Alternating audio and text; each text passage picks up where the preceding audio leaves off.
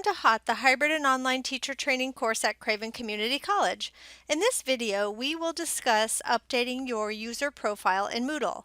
So to begin, we will go up to the very top of our Moodle page, and you may or may not have a picture yet, but I'm going to show you how to add one. You should see your name up here if you're logged into Moodle.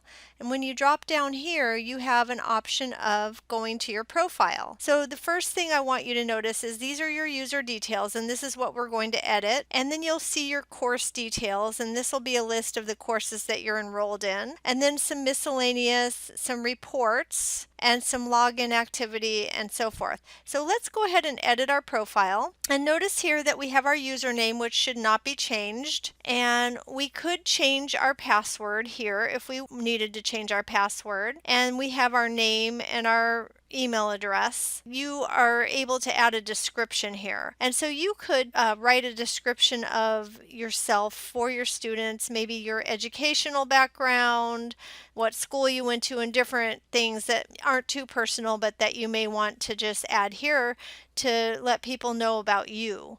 You also can upload your picture. So I have my picture here already, but if you wanted to upload a picture, it would have to be a certain size, and it'll warn you if your picture's not the right size, it will not allow you to upload it. And these are your accepted image types.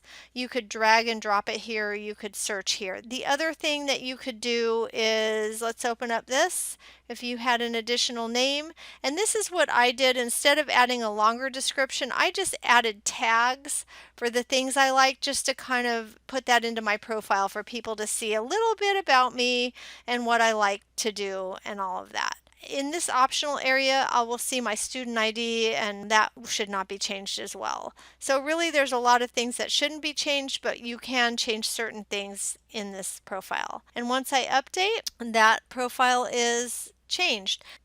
So that's it. Thank you for joining me for this hot topic of updating your profile. See you next time.